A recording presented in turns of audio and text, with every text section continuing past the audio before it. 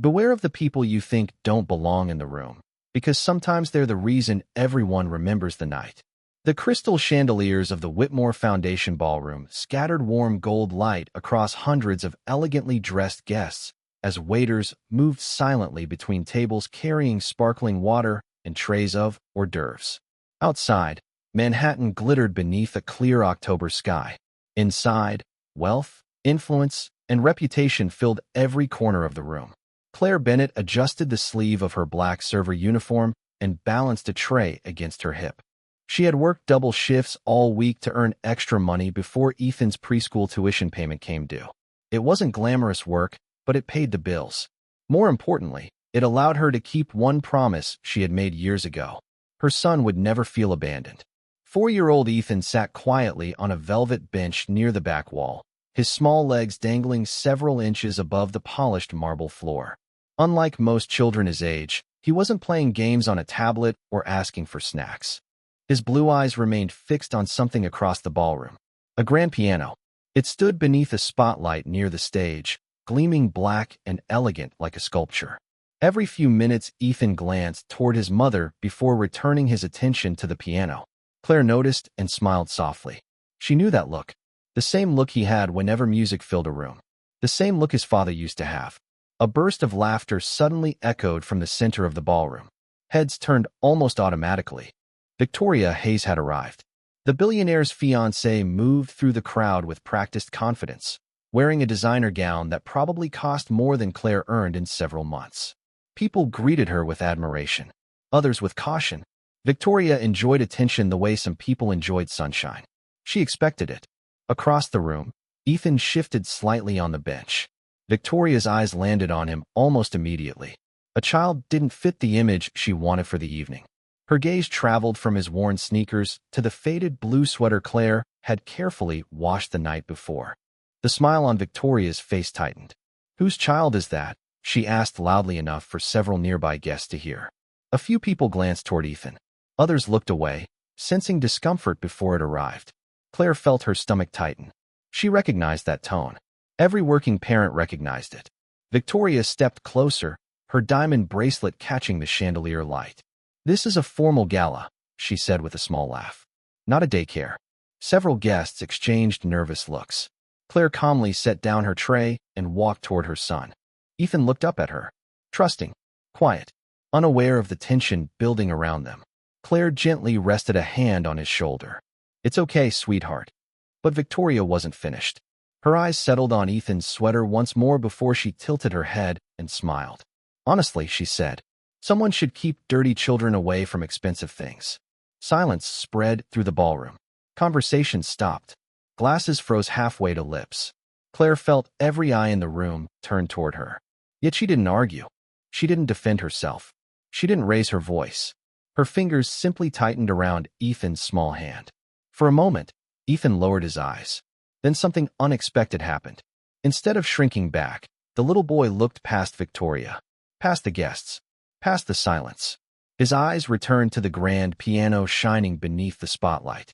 And slowly, almost as if he had forgotten the crowd existed, Ethan stood up. Claire's heart skipped once as Ethan stepped away from the bench.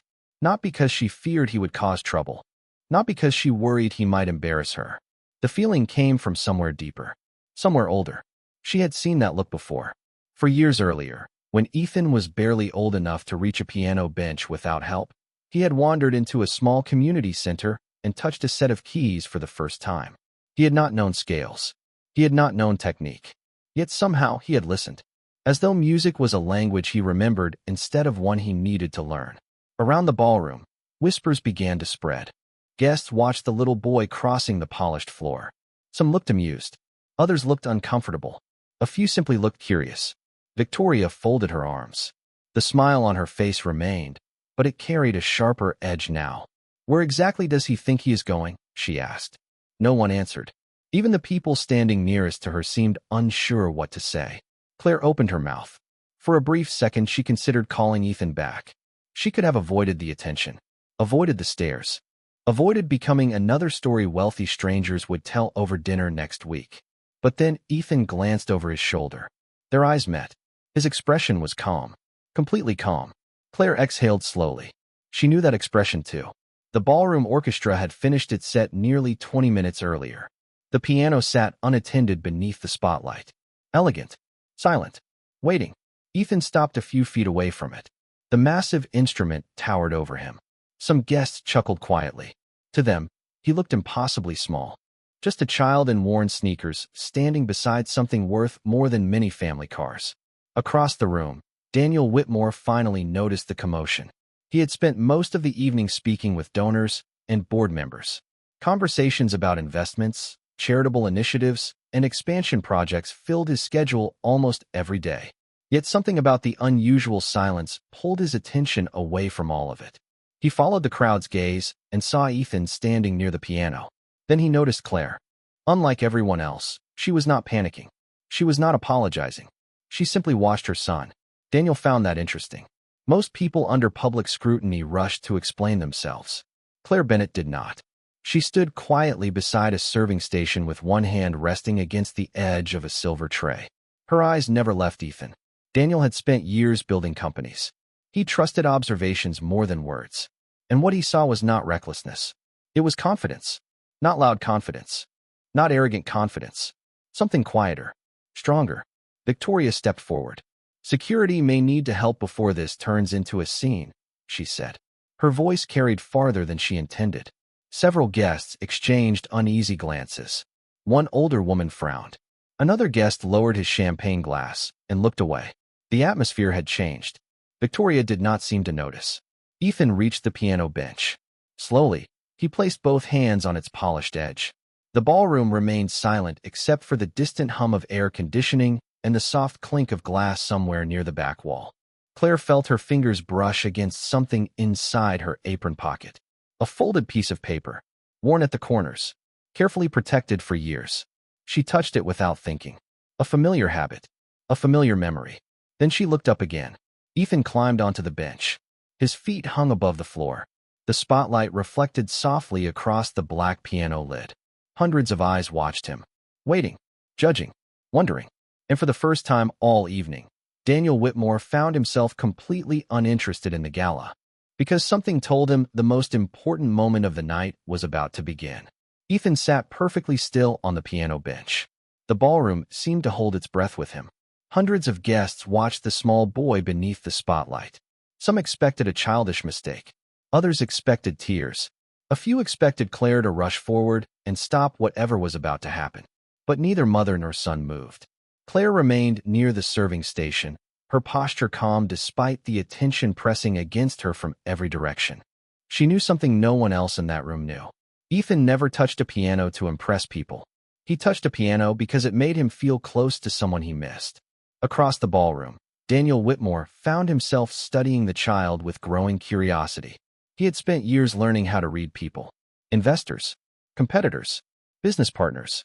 Sometimes a single expression revealed more than an entire conversation. Yet the boy sitting at the piano revealed almost nothing. There was no nervousness in his face. No excitement. No desire for attention. Only quiet focus. Daniel glanced toward Claire again. Most parents would have looked worried. Claire looked reflective, almost as though she were remembering something. His eyes drifted briefly to her hand. She was touching her apron pocket again. Whatever was inside clearly mattered to her. Victoria noticed Daniel's attention shifting away from her. The realization irritated her more than she cared to admit. This evening was supposed to celebrate the foundation's largest fundraising year. It was supposed to strengthen her position beside one of the most influential men in New York. Instead, guests were staring at a waitress's child. "This has gone far enough," she said quietly to a nearby event coordinator. "Please ask someone to remove him from the stage area." The coordinator hesitated. "He has not actually done anything wrong." Victoria's smile stiffened. Yet. Meanwhile, Ethan slowly raised one hand toward the keys. Not to play, just to rest his fingertips above them. His small reflection shimmered across the piano's polished surface. The sight stirred something unexpected in Claire. A memory. For years earlier. A tiny apartment. A second-hand keyboard with 2 broken keys. A little boy barely able to pronounce complete sentences. And a man sitting beside him every evening after work. Teaching. Smiling. Listening. Claire closed her eyes for a brief moment. The memory passed. When she opened them again, the ballroom came back into focus. The lights, the whispers, the stares, the distance between her world and everyone else's. Yet none of it seemed to matter to Ethan. Near the back of the room, an elderly gentleman adjusted his glasses. His name was Harold Mercer. Few people recognized him anymore, but decades earlier he had conducted some of the country's most respected orchestras. He had attended the gala as a donor and intended to leave early. Now he found himself leaning forward in his chair. Something about the boy's posture had caught his attention. Not the confidence, not the courage, the posture itself. The way his shoulders settled naturally. The way his hands hovered over the keys. Harold narrowed his eyes. He had spent 50 years around musicians. Certain habits could not be faked. Certain instincts could not be taught quickly. The room remained silent. Daniel noticed Harold's reaction. That interested him even more. Then Ethan finally lowered his hands toward the keyboard. Not hurriedly, not dramatically, gently, as though greeting an old friend. Somewhere in the ballroom a glass touched a table. The tiny sound echoed through the silence. Then even that disappeared, and for one suspended moment, before a single note had been played, it felt as though the entire room was waiting for a secret to reveal itself. Ethan's fingers settled onto the keys. For one heartbeat, nothing happened. The silence stretched across the ballroom like a held breath. Then a single note drifted into the air. Soft, clear, pure. It was not loud enough to command attention. It did not need to be. The note seemed to float beneath the crystal chandeliers before fading into the room. A few guests exchanged puzzled looks. One note meant nothing.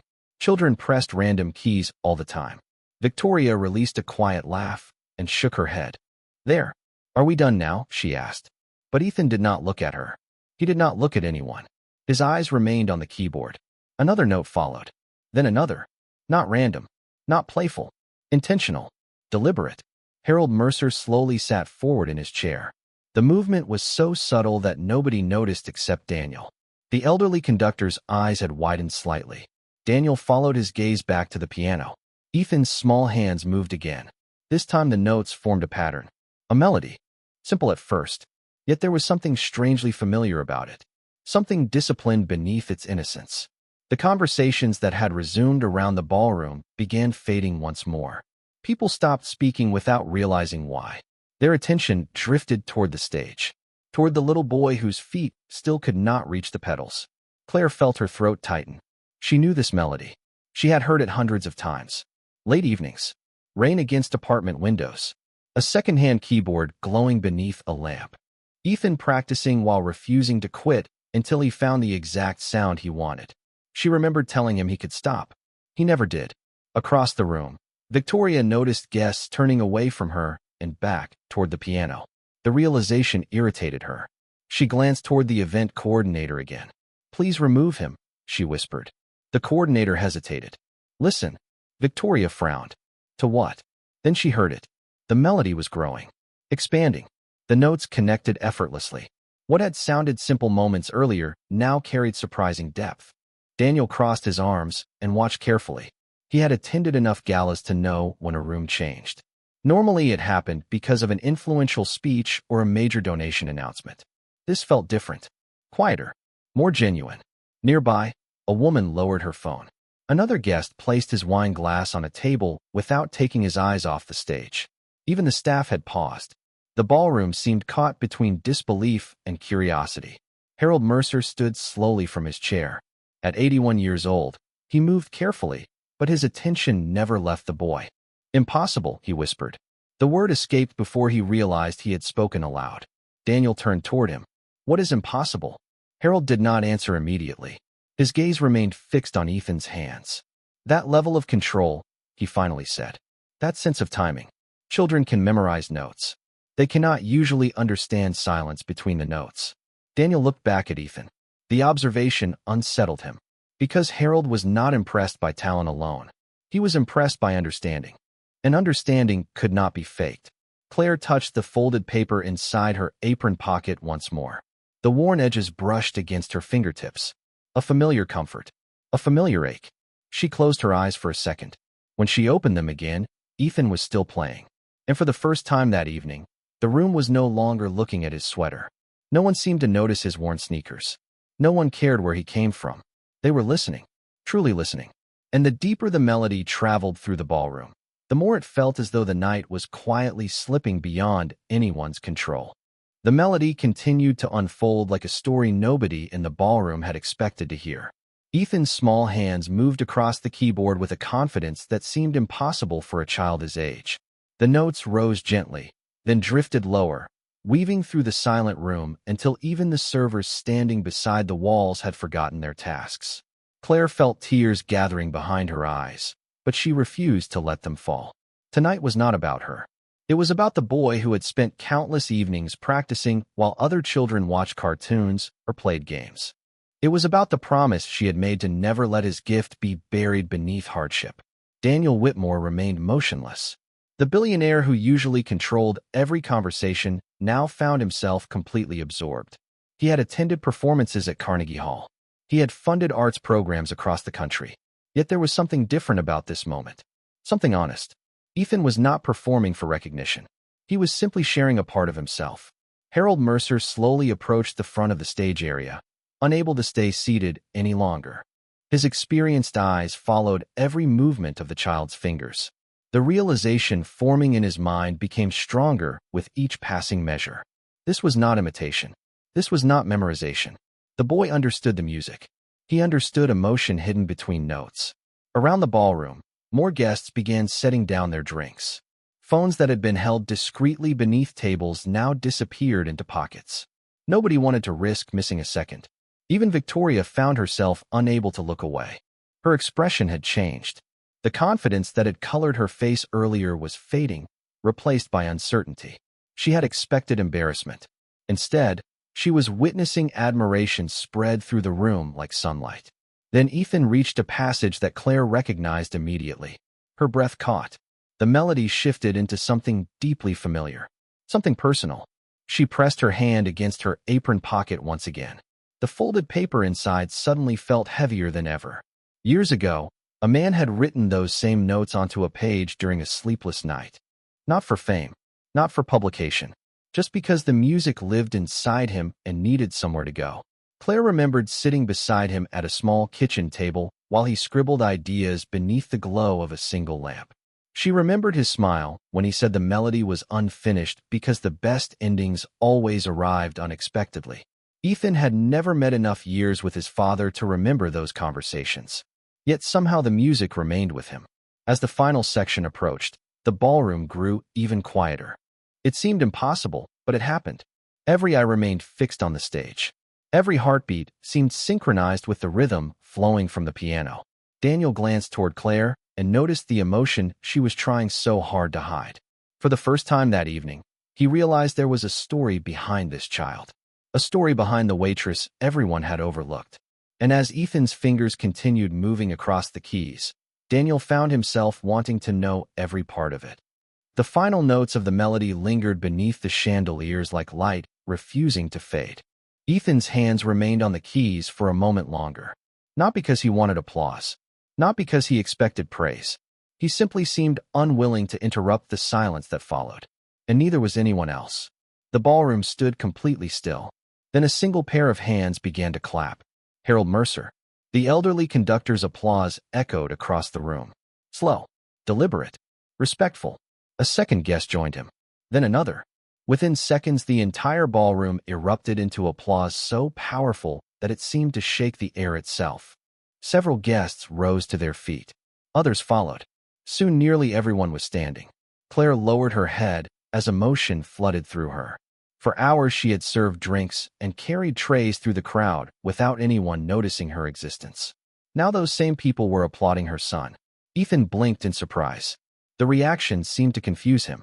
He looked toward his mother as though asking whether he had done something unusual. Claire smiled softly and nodded. Daniel Whitmore found himself clapping harder than he had intended. He rarely reacted emotionally in public. Yet something about the moment bypassed all of his usual restraint. The child had transformed an uncomfortable scene into something unforgettable without saying a single word. Victoria remained seated. The applause surrounded her like a tide she could not stop. Her eyes moved across the faces of the guests.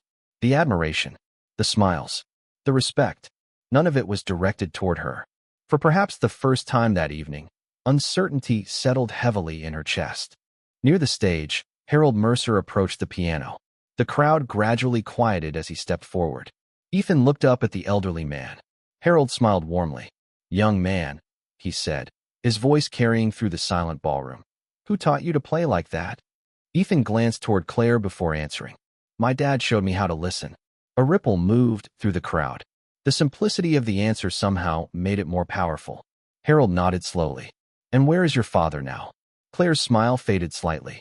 Ethan lowered his eyes. "He is not here anymore." Understanding crossed Harold's face. He did not ask another question. Instead, he looked at Claire. Truly looked at her. Then his gaze shifted to the folded paper she was unconsciously holding against her apron. The paper had slipped partially from her pocket during the applause. Harold's expression changed instantly. His eyes narrowed. His breathing slowed. For several seconds, he simply stared. Claire noticed. So did Daniel. Harold stepped closer.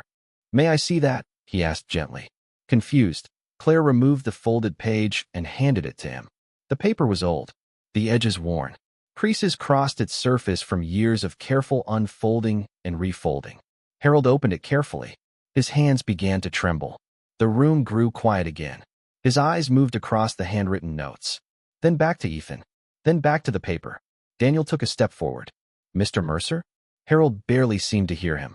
A look of disbelief spread across his face. Not shock. Recognition. Deep recognition. Finally, he looked at Claire. "Where did you get this composition?" he asked softly. Claire felt her heart begin to race. Because she knew exactly what he was looking at. And something in Harold's expression told her the night was about to become even more extraordinary. Claire looked at the aged sheet music in Harold Mercer's trembling hands and felt the entire ballroom disappear. For years, that paper had remained folded inside drawers, coat pockets, moving boxes, and finally her apron. It was one of the few things she could never bring herself to leave behind. "My husband wrote it," she said quietly. Her voice carried farther than she expected in the silent room. Harold's eyes returned to the page. His fingers traced a line of handwritten notes near the bottom corner. Then he closed his eyes. A long breath escaped him. When he opened them again, they glistened beneath the ballroom lights. "No," he whispered. "Your husband did not simply write this." Confusion rippled through the crowd. Daniel stepped closer. Even Victoria remained silent now. Harold carefully unfolded the final crease. At the bottom of the page, partly hidden by years of wear, sat a signature. Small, elegant, almost faded away. The elderly conductor stared at it, as though he were looking at a ghost. "Nathan Bennett," he said softly. The name seemed to stop time. Claire lowered her eyes. Hearing it spoken aloud still hurt. For years had passed, yet some wounds never measured time the way calendars did. Daniel watched her carefully. He noticed the way her shoulders tightened. The way Ethan looked toward his mother the moment he heard his father's name. "You knew him?" Daniel asked.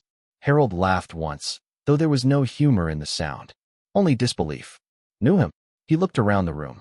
20 years ago, people believed Nathan Bennett would become one of the greatest American composers of his generation. Several guests exchanged surprised glances. Others leaned closer. Harold continued. He studied under masters. He performed before he was old enough to drive. Music executives chased him. Concert halls wanted him. He lifted the sheet slightly. Then one day he disappeared from public life. Claire swallowed hard. The memories returned instantly. Nathan walking away from opportunities that promised fame. Nathan choosing stability over recognition. Nathan choosing family over applause. Harold looked at Ethan. The melody he played tonight. His voice softened. "I have never heard it performed before." Claire nodded. "Because it was unfinished." Silence settled once again. Harold stared at her. Unfinished. Claire managed a small smile. "Sad. Proud. Beautiful. Nathan wrote it during the last year of his life. He always said he would finish it later." Her gaze shifted toward Ethan. Later never came. Across the ballroom, several guests lowered their eyes. The story carried a weight that money could not soften. Daniel found himself looking at Ethan differently now. Not as a talented child. Not even as a remarkable child. But as a boy carrying a legacy he barely understood. Harold looked back toward the piano. Then toward Ethan. "How did he learn the ending?" he asked. Claire blinked. "What ending?" Harold's eyes widened. "The final passage." He pointed toward the keyboard. "The last section he played does not exist on this manuscript." For a moment, nobody spoke. Claire felt her breath catch. Slowly, every eye in the ballroom turned toward Ethan. The little boy looked genuinely puzzled by the attention. Then he said the words that left the entire room speechless. "Dad told me the ending in a dream." For several seconds, nobody spoke. The ballroom seemed suspended between disbelief and wonder. Ethan's answer hung in the air long after his small voice faded. He was not trying to impress anyone. He was simply telling the truth as he understood it. Claire felt her eyes close briefly. She remembered the mornings when Ethan would wander into the kitchen and casually describe conversations he believed he had shared with his father while sleeping. She had always listened, never encouraged it, never dismissed it. Children carried grief differently than adults. Sometimes through questions, sometimes through silence, sometimes through dreams. Harold Mercer looked at the boy with an expression that blended curiosity and respect. Then he lowered his gaze to the manuscript once more. Slowly, carefully, he walked to the piano. The crowd parted without being asked. Every movement seemed important now. Every breath, every glance. Harold placed the sheet music on the piano stand and studied the unfinished final measures. Then he looked at Ethan. "Would you play the ending again?" he asked gently. Ethan nodded. He climbed back onto the bench. This time the room listened differently. Not because they expected talent. They had already heard that. Now they were listening for meaning. Ethan placed his fingers on the keys and began. The familiar melody returned, floating softly through the ballroom. Guests stood motionless. Daniel Whitmore remained near the stage, completely absorbed. Even Victoria no longer seemed concerned with appearances. The music gradually reached the unfinished section. Harold's eyes focused intensely on the manuscript. Then Ethan continued beyond the final written notes. A new phrase emerged. Elegant, natural, unforced. The melody seemed to answer a question that had waited years for a response. Harold's hand trembled.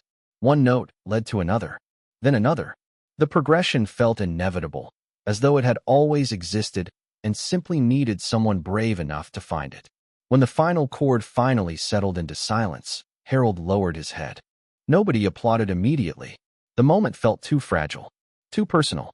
A tear slipped down the elderly conductor's cheek. "That is it," he whispered. That is exactly where he was going. The words sent a ripple through the room. Claire covered her mouth. Daniel felt something tighten unexpectedly in his chest. The composition was no longer unfinished. The melody had found its ending. Not through fame, not through critics, not through concert halls, through a little boy who missed his father. Harold turned toward the crowd. "Do you understand what you just witnessed?" he asked quietly. Nobody answered. "A piece of music abandoned by time has been completed tonight." His gaze moved toward Claire and Ethan, and the people responsible for it were nearly ignored before they ever entered the room. The silence that followed carried a different weight now. Not embarrassment, reflection. Around the ballroom, guests lowered their eyes. Some glanced toward Claire with newfound respect. Others looked toward Ethan with admiration. And standing among them, Victoria Hayes finally began to understand that the most valuable thing in the room had never been the diamonds, the donations, or the wealth surrounding her. It had been the quiet dignity of a mother and her son all along. The ballroom remained quiet long after Harold Mercer's words faded away. No one seemed eager to break the spell that had settled over the room. The chandeliers still glowed above them. The orchestra stage still stood where it had always stood. Yet somehow everything felt different. Daniel Whitmore slowly stepped forward. For most of the evening, people had watched him because of his wealth.